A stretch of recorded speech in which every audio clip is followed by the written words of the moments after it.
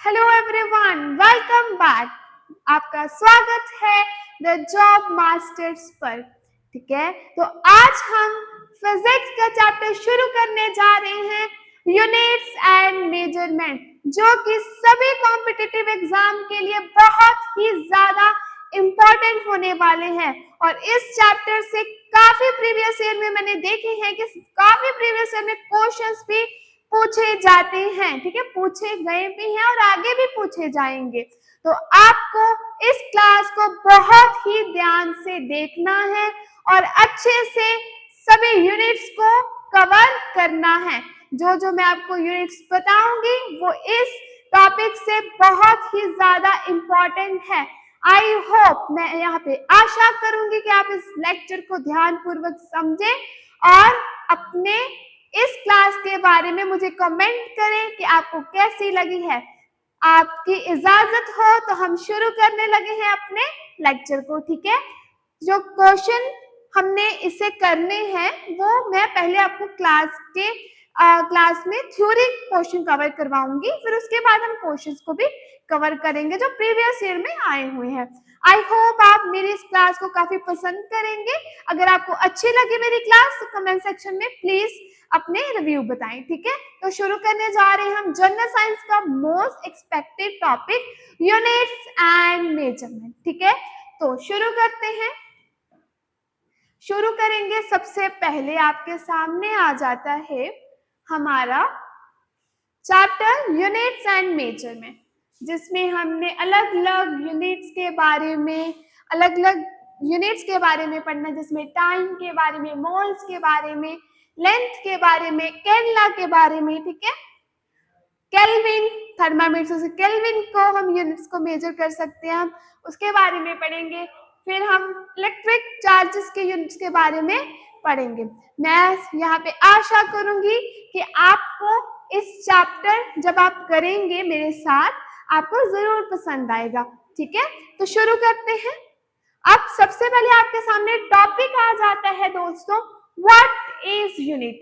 Unit means इकाई होती क्या है। ठीक है, इकाई होती क्या है। तो अब आपके सामने इकाई के बारे में हम पढ़ेंगे। सबसे पहले the unit is physical quantity. जो यूनिट है वो एक फिजिकल क्वांटिटी है। तो फिजिकल क्वांटिटी क्या होती है? जिसे हम माप सकते हैं, इकाई वह भौतिक मात्रा है जो लंबाई, द्रव्यमान और समय को व्यक्त करती है। ठीक है, तो टाइप्स ऑफ यूनिट्स के बारे में भी हम देखेंगे। देख सकते हो, सबसे पहले मीट्रिक सिस्टम यूनिट, उसके बाद सीजीएस सिस्टम यूनिट, उसके बाद FPS system unit. I hope आपको समझ आ गया होगा। जो हमने पहला टॉपिक, इस क्लास का पहला टॉपिक कवर कर ली है, इकाई क्या होती है। Unit is the physical quantity which expresses the length, mass and time. इकाई वह भौतिक मात्रा है जो लंबाई, द्रव्यमान और समय को व्यक्त करती है। तो फिजिकल क्वांटिटी क्या माने, मतलब इसे माप सकते हैं हम। ठीक है, क्लियर हो गया सभी को। अब नेक्स्ट की तरफ बढ़ते हुए हम पढ़ेंगे अपना टॉपिक मेजरमेंट। क्या पढ़ेंगे? मेजरमेंट। तो नेक्स्ट मेजरमेंट है। उसके बाद अभी हम मेजरमेंट के बारे में देख लेते हैं। Comparison of given quantity with its unit called measurement. किसी दी गई राशि की इकाई के साथ तुलना को माप कहा जा सकता है। जब आप कोई दो एक क्वांटिटीज ले रहे, उसका कंपैरिजन कर रहे हो, उसे हम मेजरमेंट बोलेंगे दोस्तों। क्या बोलेंगे? मेजरमेंट बोलेंगे। साफ साफ यहाँ पे लिखा है, किसी भी इकाई के साथ तुलना को माप कहा जाता है। किसी भी यूनिट के साथ गिवन क्वांटिटी को मापना, उसे हम मेजरमेंट बोलेंगे। क्लियर हो गया होगा आपको यहाँ तक? नेक्स्ट बढ़ेंगे। अब नेक्स्ट आपके सामने यूनिट है। यूनिट की आगे दोस्तों टाइप्स है। ठीक है, सबसे पहले मैंने आपके सामने मीट्रिक किलोग्राम यूनिट बताया। जो ये MKS, ठीक है, सिस्टम है, जो MKS सिस्टम है वो हम ज्यादातर यूज करते हैं SI यूनिट्स के लिए, इंटरनेशनल सिस्टम यूनिट के लिए। अब सबसे पहले आपके सामने यहाँ पे आ गया है कि जो हमारा मीट्रिक किलोग्राम सिस्टम यूनिट होता है दोस्तों, उसके जो यूनिट M है, यहाँ पे यूनिट M है वो मीटर कहलाती है, स्टैंड्स फॉर मीटर। आगे K, जो K है, इस इकाई जो K है इसमें वो किलोग्राम दर्शाता है। S4 जो है वो सेकंड, टाइम को, ठीक है। Metre is a unit, metre में अब क्या क्या यूनिट शामिल हो सकती है, लेंथ है, किलोग्राम है, unit is a mass and second is unit of time. Clear हो गया सभी को यहाँ तक?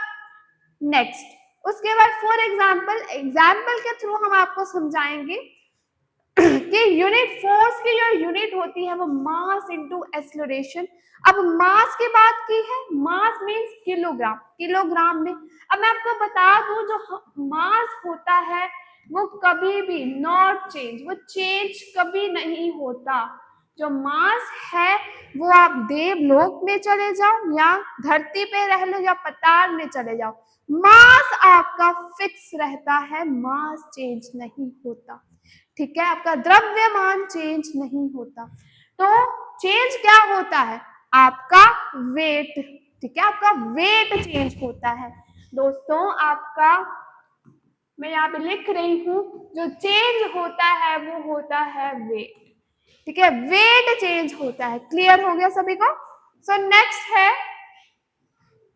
नेक्स्ट है कि नोट, जो SI यूनिट है, मैंने आपको बोला M केस में हम SI यूनिट के बारे में ही पढ़ते हैं, जिसमें इंटरनेशनल सिस्टम यूनिट कहते हैं, और इसमें सिर्फ spreading of M case only, मैंने आपको बता दिया। और and not for CGS FPS for units, it is a generally used for specific measurements। और इसकी स्पेसिफिक मेजरमेंट्स होती है, बट इसमें क्या नहीं इंक्लूड होता, CGS सिस्टम और FPS सिस्टम इंक्लूड नहीं होता। क्लियर हो गया सभी को यहाँ तक? आगे बढ़ेंगे। अब आगे आपके सामने टॉपिक है यूनिट, ठीक है। अब यूनिट में ही आगे CGS सिस्टम, उसके बाद आपके सामने सेकेंड यूनिट होगी FPS, ठीक है, और साथ में उसकी एग्जाम्पल है, और बस, ठीक है। अभी हम इसके बारे में देख लेते हैं। CGS सिस्टम में इसकी फर्दर टाइप्स आ जाती है यूनिट के अंदर ही। उसके बाद इन दिस सिस्टम जो C है वो स्टैंड करता है सेंटीमीटर, G स्टैंड करता है ग्राम, और S फॉर सेकेंड, ठीक है। And centimetre is a unit length, gram is a unit mass, and second of unit of time पे ही ये यूनिट है। For example unit of force same तरीके से करेंगे, मास इनटू एक्सेलरेशन। अब इधर मास को ग्राम में कन्वर्ट, मतलब ग्राम में बताया गया है, और एक्सेलरेशन को सेंटीमीटर में, पर सेंटीमीटर पर सेकंड स्क्वायर डाइन, ठीक है। और FPS, F जो stand for foot, P stand for pound, और S जो है वो सेकंड में ही दर्शाएगा, और मास को पाउंड में, एक्सेलरेशन को फुट पर सेकंड स्क्वायर में। तो मैंने आपको बता दिया, जो हम SI यूनिट्स करते हैं, SI यूनिट जो यूज करते हैं हम लोग, वो M के सिस्टम में होता है, मीट्रिक किलोग्राम सिस्टम में होता है, ठीक है। सो नेक्स्ट अभी हम बढ़ेंगे, नेक्स्ट फिजिकल क्वांटिटीज, ठीक है। सो फिजिकल क्वांटिटीज में हमें पता है जिसको हम माप सकते हैं, जिसका हम मेजरमेंट कर सकते हैं यहाँ पे, ओके। सो देखो आगे, अब नेक्स्ट देखो, उन्होंने बोला कि फिजिकल क्वांटिटी होती क्या है। Physical quantity which can be measured called physical quantity. So इसको मेजर, मापना, जिसे हम बोलते हैं मापना, इसको हम माप सकते हैं। अब क्वेश्चन पूछा जा सकता है कि कौन सी फिजिकल क्वांटिटीज, चार ऑप्शन दिए जाएंगे, हैप्पीनेस, एंगर, लव, और एक बता दिया जाएगा आपके लेंथ या मीटर, कुछ भी, ठीक है। तो आपने इसमें बताना है, उस ऑप्शंस में आपने वहां पे टिक करना है कि आपके यहाँ पे फिजिकल क्वांटिटी कौन सी है भाई। तो ठीक है, फिजिकल क्वांटिटी वो है जिसे हम माप सकते हैं। अब देखो, आपकी हाइट ही है, ठीक है, 7 फुट होगी, 5 फुट होगी, 6 फुट होगी, वो आप मेजर करके बता पा रहे हो। अपना वेट चेक कर रहे हो, वो भी मेजर करके बता पा रहे हो। अब अगर आपको बुखार है, वो भी आप थर्मोमीटर से चेक कर रहे हो, मीन्स मेजर कर पा रहे हो वहां पे, ठीक है। आपकी खुशी, आपका गम, आपका प्यार, ये कुछ भी आप मेजर नहीं कर पा रहे वो आपके मूड स्विंग्स पे निर्भर है। तो इट मीन्स आपका जो फिजिकल क्वांटिटी है, इट मीन्स वो मापी जा सकती है। तो एग्जाम्पल मैंने आपको दे दी, हाइट और टेम्परेचर। तो आई होप आपको यहाँ तक तो बहुत सही से समझ आ गया होगा। अब हम नेक्स्ट बढ़ूंगी अपने, अब नेक्स्ट आपके सामने, नेक्स्ट हम क्लासिफिकेशन ऑफ फिजिकल क्वांटिटीज पढ़ेंगे, जिसमें सबसे पहले है फंडामेंटल यूनिट्स, उसके बाद आपके सामने डिराइव्ड क्वांटिटी, उसके बाद स्केलर क्वांटिटी और उसके बाद वेक्टर क्वांटिटी, ठीक है। और फंडामेंटल क्वांटिटीज क्या होती है, डिराइव्ड क्वांटिटी क्या है, स्केलर क्या है, लास्ट वन वेक्टर क्वांटिटी क्या होती है। सो फंडामेंटल क्वांटिटी एक ऐसी क्वांटिटी होती है जो अदर ऑब्जेक्ट के ऊपर डिपेंड नहीं होती। फंडामेंटल क्वांटिटी वो क्वांटिटी है जो अदर ऑब्जेक्ट के ऊपर आपकी क्या नहीं होती, निर्धारित या डिपेंड नहीं करती, ठीक है। एक मिनट रुक जाओ, पानी पी लें जरा, हम भी लग जाती है।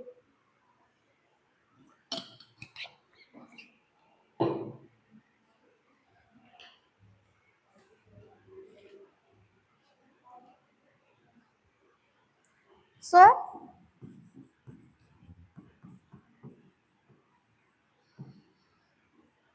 इधर आ जाएगा, डोंट डिपेंड अदर ऑब्जेक्ट, ठीक है। अदर ऑब्जेक्ट पे ये क्या नहीं करती, डिपेंड नहीं होती। अगर मान लो आपके पास, एग्जाम्पल मैं देती हूँ, अगर आपके पास एक बॉक्स है, रेक्टेंगुलर बॉक्स है, हमने इस रेक्टेंगुलर बॉक्स का निकालना है जी एरिया, तो हमने यहाँ पे रेक्टेंगुलर बॉक्स का निकालना है एरिया, ठीक है। रेक्टेंगुलर बॉक्स का यहाँ पे एरिया निकालना है। तो हमें पता है एरिया का, हमारा अगर एरिया निकालने के लिए हमें उसकी लेंथ और ब्रेथ दोनों ही चाहिए। हमें एरिया निकालने के लिए लेंथ और ब्रेथ दोनों चाहिए। तो इसका मतलब अगर हम उस रेक्टेंगुलर बॉक्स का एरिया निकालना चाहते हैं तो उसे एरिया को लेंथ और ब्रेथ तो चाहिए। इट मीन्स कि वो एरिया अभी किस पे डिपेंड है, लेंथ और ब्रेथ पे। तो ये चीज जो आपका एरिया है वो एक फंडामेंटल, जो फंडामेंटल क्वांटिटी यहाँ पे नहीं है। तो वही अगर मैं दूसरी तरफ आपको बता दूं, आपके डिराइव्ड क्वांटिटी है, इसमें तो डिराइव्ड क्वांटिटी होता है कि ये डिपेंड करती है, डिपेंड ऑब्जेक्ट, डिपेंड करती है, ये कोई भी दूसरे ऑब्जेक्ट के ऊपर डिपेंड करती है, ठीक है। तो इसकी परफेक्ट एग्जांपल अगर यहाँ पे देखी जाए तो एरिया एक परफेक्ट एग्जांपल हो जाती है, ठीक है। मैं आशा करूंगी कि आपको दो क्वांटिटीज हमने यहाँ तक कवर की है वो समझ आ गई होंगी। और फंडामेंटल क्वांटिटीज की जो एग्जांपल्स हो सकती है, मास है, लेंथ हो सकता है, इसमें और भी काफी सारी हो सकती है। मास है, लेंथ है, टाइम है, टेम्परेचर है, टाइम है, टाइम भी किसी पे डिपेंड नहीं करता, लेंथ पे भी नहीं, मास भी किसी पे डिपेंड नहीं है, यहाँ पे टेम्परेचर भी नहीं करता, ठीक है। सो ये सारी इसकी कुछ कॉमन एग्जांपल्स हो जाती हैं। उसके बाद अगर मैं डिराइव्ड क्वांटिटी की बात करूं तो मैंने आपको यहाँ पे बता दिया है कि जो डिराइव्ड क्वांटिटी वो डिपेंड करती है, ठीक है। जैसे एरिया हो गया, उसके बाद इसकी फोर्स होगी, वेलोसिटी होगी, क्योंकि इसके सभी के पर्टिकुलर फॉर्मूलाज भी हैं, तो ये डिपेंडेंट होगी, ठीक है। जैसे आपको पता है कि डिस्टेंस, जैसे मैं ही हूँ, यहाँ से लेकर यहाँ तक एक डिस्टेंस कवर कर रही हूँ, मैं यहाँ खड़ी हूँ, मैं यहाँ तक गई, ठीक है। सो मैं यहाँ पे बता देती हूँ, एक मैंने डिस्टेंस कवर किया, एक पॉइंट से इस पॉइंट तक मैंने डिस्टेंस कवर किया, ठीक है। मैंने एक दूरी भी टाइम की, अपनी दूरी भी यहाँ पे तय की है, अपना यहाँ पे स्पीड भी देखी है, किस स्पीड में मैं वहां तक गई, कितना मुझे टाइम लगा वहां तक जाने के लिए। इसकी परफेक्ट एग्जांपल आपकी डिस्टेंस की भी हो जाती है। ठीक है। स्पीड भी इसकी एक परफेक्ट एग्जांपल हो जाती है। सो आई होप आपको डिराइव्ड क्वांटिटी को भी बहुत ही अच्छे से यहाँ तक समझ आ गया होगा, ठीक है। सो नेक्स्ट बढ़ेंगे। एक मिनट, हो नहीं रही है भाई।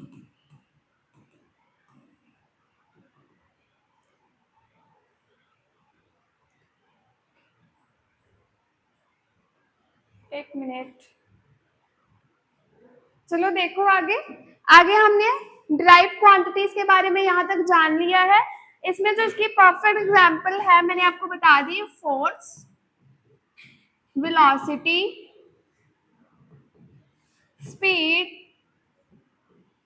ठीक है, जो डिपेंड करती है अदर ऑब्जेक्ट पे। ये इसकी कुछ कॉमन एग्जांपल होगी, बहुत सारी एग्जांपल है तो आप देख लेना। आगे है स्केलर क्वांटिटीज। स्केलर क्वांटिटी जो है सिर्फ ओनली रिप्रेजेंट करती है किसको, मैग्नीट्यूड को, ओनली रिप्रेजेंट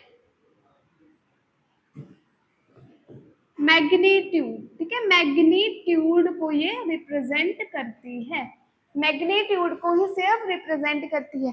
अगर आप वेक्टर क्वांटिटीज के साथ समझोगे तो आपको जल्दी से ये समझ आएगा। ओके, सो अब वेक्टर क्वांटिटी क्या होती है यहाँ पे। So vector quantity means both shows, ठीक है, दोनों चीजें ये शो करेगी, मैग्नीट्यूड को भी और डायरेक्शन को भी। इसमें आपको मैग्नीट्यूड भी चाहिए और डायरेक्शन भी। अब मैग्नीट्यूड का मतलब यहाँ पे होगा एक परिमाण, ठीक है, जैसे मैं यहाँ पे एक परिमाण हूं, मैं एक मैग्नीट्यूड हूं। अब मेरे में एक 50 न्यूटन की या 80 न्यूटन की फोर्स लगेगी। अब मुझे ये नहीं पता कि कैसे लगनी है, इस डायरेक्शन में लगनी है, ऐसे लगनी है, अगर मैं ऐसे लगी तो मैं पीछे के गिर जाना है यहाँ पे, ठीक है। अगर ऐसे लग रही है, अब यहाँ पे किस डायरेक्शन में वो फोर्स लगेगी और वो परिमाण क्या है जिस मैग्नीट्यूड के साथ उसने लगनी है, वो हो गया आपका वेक्टर क्वांटिटी। वो क्या हो गया आपका यहाँ पे, vector quantity. So vector quantity का भी यहाँ पे मैंने आपको बता दिया और स्केलर क्वांटिटी का भी, ठीक है। तो हमने क्लासिफिकेशन ऑफ फिजिकल क्वांटिटीज में क्या क्या पढ़ा है, fundamental, derived quantities, scalar quantities और वेक्टर क्वांटिटीज।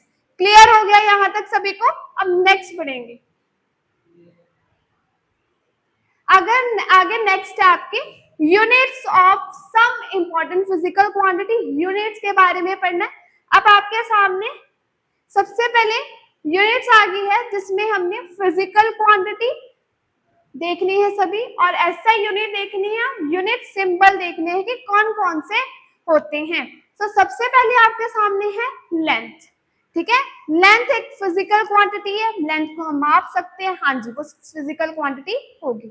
तो उसकी ऐसा यूनिट होती है मीटर। आपको याद कर लेना है लेंथ की ऐसा यूनिट होती है आपकी मीटर। उसके बाद अगर यूनिट सिंबल देखा जाए तो मीटर इसका इस तरह से सिंबल होता है। आई होप आपको यहाँ तक क्लियर हो गया होगा, ठीक है। अब लेंथ को पता है, हम जैसे अपनी हाइट को नापते हैं, अपनी लेंथ ही देख रहे हो कितने फुट का है, कितने फुट की हूं मैं, ये कितने आप कितने फुट के हो, 7 फुट के, 5 फुट के, ठीक है। तो ये लेंथ को हम इस तरह रिप्रेजेंट करते हैं और इसकी ऐसा यूनिट होती है यहाँ पे मीटर। क्लियर हो गया। नेक्स्ट है मास। मास के ऐसा यूनिट होती है यहाँ पे किलोग्राम। इसकी परफेक्ट एग्जांपल मैंने आपको स्टार्टिंग में ही दे दी थी। जो मास है, आप कहीं भी चले जाओ, मास आपका कभी चेंज नहीं होता, ठीक है। अब कहीं भी चले जाओ, मास कभी चेंज नहीं होगा। चेंज क्या होगा, वेट, वेट चेंज होता है ना कि मास, ठीक है। सो यहाँ पे मास कभी चेंज नहीं होता। अगर चेंज की बात करूं तो होता है यहाँ पे वेट, ठीक है, वेट चेंज होता है। क्लियर। सो नेक्स्ट है टाइम। टाइम की ऐसा यूनिट सेकंड और यूनिट इसकी एस, ठीक है। टाइम की यहाँ पे ऐसे यूनिट आपकी है सेकंड और यूनिट है एस। नेक्स्ट आपका अब एक और चीज देख लो यहाँ पे, अगर मैं टाइम की बात करूं, एक इसमें लाइट ईयर भी होता है, ठीक है। लाइट ईयर नाम का भी फिजिकल क्वांटिटी होती है, बट सभी उसको बोलते हैं कि ये जो लाइट ईयर है वो टाइम के साथ रिलेट करती है, क्योंकि इसमें क्या लिखा हुआ है, ईयर, ठीक है। लाइट के साथ क्या करती है, क्या करती है, रिलेट करती है। ठीक है, ईयर लिखा तो हाँ हमें कॉमन सेंस हम अपनी लगाएंगे कि हाँ जी इसमें टाइम के बारे में बात होगी, क्योंकि साल की बात होती है तो टाइम भी इसमें आएगा, तो ये टाइम से रिलेट करिए, पर ऐसा नहीं है। अब इसमें एक कंसेप्ट है लाइट ईयर का भी, कि लाइट ईयर में होता क्या है, एक मिनट में रब कर देती हूँ थोड़ा सा यहाँ से पहले।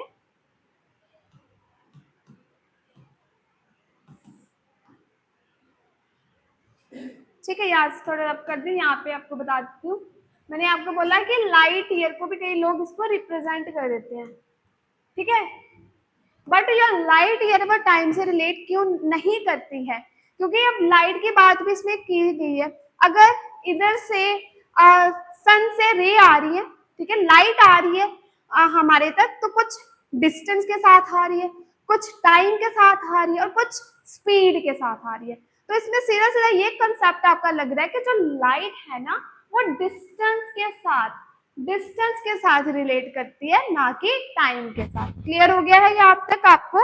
और जो लाइट ईयर की जो, अगर मैं यहाँ पे यूनिट की बात करूं वो डिस्टेंस होगी, बट ऐसा यूनिट ये नहीं है इसकी। ठीक है, क्लियर हो गया। आगे बढ़ेंगे, आगे आपके सामने है इलेक्ट्रिक करंट। तो इलेक्ट्रिक करंट की जो आपकी एसआई यूनिट है वो एम्पेयर है, और इसके यूनिट है सिंबल ए। टेम्परेचर की बात करूं तो टेम्परेचर यहाँ पे केल्विन, और इसको के के साथ हम रिप्रेजेंट करते हैं। नेक्स्ट अमाउंट ऑफ सब्सटेंस, मोल, ठीक है, और मोल इसकी यूनिट ऑफ सिंबल है। क्लियर हो गया होगा यहाँ तक सभी को? ठीक है, अब मोल अमाउंट ऑफ सब्सटेंस की बात इसमें अगर की गई, इसमें उसने बोला कि अगर आप कुछ भी सामान लेने जाते हो तो कुछ उसका अमाउंट रखा होता है ना आपने, कि इतने इतने ग्राम, इतने किलोग्राम, इतने मोल के हिसाब से आपने ये सामान लेना, तो ये इस तरह से आप इसको रिप्रेजेंट, इस तरह आप इसको इस ट्रिक से भी याद रख सकते हो। ठीक है, सो आपको यहाँ तक अमाउंट ऑफ सब्सटेंस तक हमने क्लियर कर लिया है यहाँ तक। आगे नेक्स्ट है, और वन मोल जो है, अगर मैं वन मोल की बात करूं तो वन मोल 6.023 इंटू 10⁻23 के इक्वल होता है। ठीक है, 23 के इक्वल होता है। इतने पार्टिकल्स इसमें इन्वॉल्व होते हैं। यहाँ पर इसमें कैल्शियम की बात कर रहे हैं, ऑक्सीजन की बात कर रहे हैं, किसी भी सब्सटेंस की बात करें तो इतना मोल इसमें होता है। आई होप आपको यहाँ तक। आगे है ल्यूमिनस इंटेंसिटी। ल्यूमिनस इंटेंसिटी की जो एसआई यूनिट है वो है कैंडेला। कैंडेला, तो कैंडल से याद रख सकते हो आप, ये जो जब एक बल्ब है वो आपके रूम में लाइट देता है, वो आपके पूरे रूम को कवर करता है, ना कि मेरे चेहरे को, या कोई भी अगर मैं पढ़ रही हूँ उतनी उतनी जगह को वो क्या कर रहा है, कवर कर रहा है। नहीं, जो ये कैंडेला ल्यूमिनस इंटेंसिटी का मतलब है, इसकी जो ऐसा यूनिट कैंडेला है, इट मीन्स आप कैंडल से याद रख लो कि वो भी रोशनी देती है एक पूरे सरफेस पे। ठीक है, तो इट मीन्स जो जैसे बल्ब के सबसे अच्छी एग्जांपल आपके सामने कि वो पूरे रूम में, पूरे एक रूम को कवर कर रहा है। ठीक है, तो इसकी ल्यूमिनस इंटेंसिटी इसकी हो जाती है कैंडेला की एसआई, कैंडेला की एसआई यूनिट, और सीडी इसकी यूनिट है। समझ आ गया? आगे है फोर्स। फोर्स की जो आपकी एसआई यूनिट है वो आप सीधा याद रखिएगा, न्यूटन होती है, एन इसका सिंबल है। आगे एनर्जी की जूल, और जे इसका सिंबल है। एनर्जी की जूल होती है एसआई यूनिट, क्योंकि इस एसआई यूनिट से ही काफी इंपॉर्टेंट क्वेश्चन पूछे गए हैं, इसलिए आपको एसआई यूनिट सभी याद रखना इंपॉर्टेंट हो जाता है। ठीक है, नेक्स्ट बढ़ेंगे। उसके बाद है आपके सामने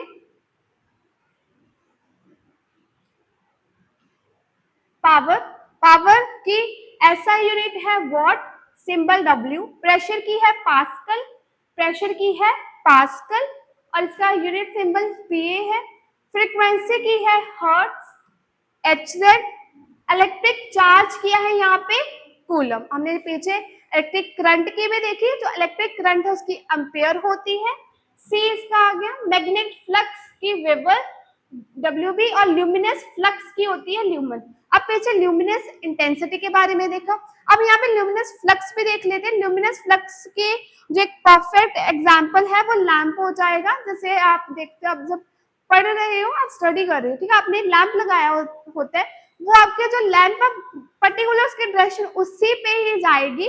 टॉर्च इसकी सबसे अच्छी एग्जांपल है, मैंने एक पर्टिकुलर डायरेक्शन में वो अपनी लाइट दे रहा है, अपनी लाइट को ट्रांसफर कर रहा है ना एक पर्टिकुलर डायरेक्शन। मान लो टॉर्च आपका एक ऑब्जेक्ट है और ऑब्जेक्ट से एक पर्टिकुलर डायरेक्शन, एक पर्टिकुलर सरफेस पे लाइट पड़ रही है, तो ये होगा आपका ल्यूमिनस फ्लक्स। ठीक है, तो इसकी जो एसआई यूनिट है वो ल्यूमन है और जो इसकी सिंबल है वो आपका एलएम है। समझ आ गया होगा सभी को यहाँ तक। सो इसमें ल्यूमिनस फ्लक्स में आपने यही बताना है, बताना भी नहीं है, इसमें आपको ऐसे यूनिट याद रखने पर आप एक कंसेप्ट के थ्रू याद करो तो बेहतर होगा, है ना।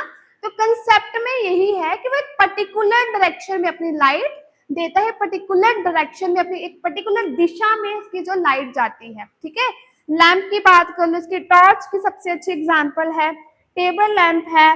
ठीक है, एक पर्टिकुलर डायरेक्शन में वो मेजर कर पा रहा है अपनी दिशा को। क्लियर हो गया होगा, क्योंकि जो टॉर्च है,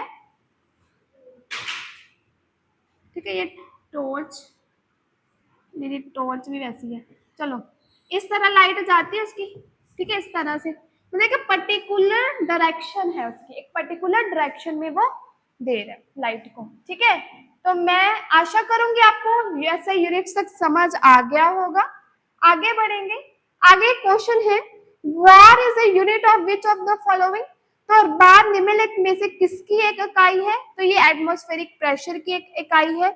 सी ऑप्शन यहाँ पे आपका बिल्कुल सही हो जाता है, क्योंकि जो बार है वो metric unit of pressure, pressure की एक मीट्रिक यूनिट होती है, but not a part of international system, मतलब ये एसआई यूनिट नहीं होती, जबकि ये बार जो है मीट्रिक यूनिट होती है प्रेशर की।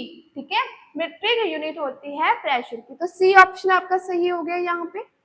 आगे बढ़ेंगे, आगे क्वेश्चन है, what is the unit of measuring the amplitude of sound. तो ध्वनि के आयाम को मापने का मात्रक क्या है, तो इसका मात्रक सीधा सीधा आंसर डेसिबल है। आगे बढ़ेंगे, अब light year is a unit of, प्रकाश वर्ष किसकी एक इकाई है, स्पीड ऑफ साउंड की, स्पीड ऑफ एरोप्लेन्स की, स्टेलर डिस्टेंस की, या नन ऑफ दिस। तो आप बता सकते हो इजिली ये स्टेलर डिस्टेंस की इकाई है। मैंने आपको यहाँ पे अभी अभी बताया भी है कि जब लाइट आती है, लाइट किस, अगर बल्ब से ही लाइट आ रही है या टॉर्च से लाइट आ रही है, वो कितना डिस्टेंस, कितने टाइम, कितने स्पीड से आ रही है वो भी मेजर कर रही है वहां पे। तो ये जो लाइट ये है इसकी यूनिट है, यूनिट है डिस्टेंस, नॉट ऐसा यूनिट, ऐसा यूनिट नहीं है, ओनली यूनिट। ठीक है, स्टेलर डिस्टेंस इसका करेक्ट ऑप्शन है, सी ऑप्शन यहाँ पे बिल्कुल सही हो जाता है। तो मैं आशा करूंगी कि आपको आज का लेक्चर बहुत अच्छे से समझ आया होगा। अगर आपको आज का लेक्चर अच्छा लगा तो उसके लिए बहुत बहुत धन्यवाद। ठीक है, थैंक यू। सो इस क्लास को आप ज्यादा से ज्यादा शेयर करना अपने फ्रेंड्स तक, और आज की क्लास को लाइक देना, सब्सक्राइब करना, चैनल को शेयर करना। Have a wonderful day, see you soon next session, bye.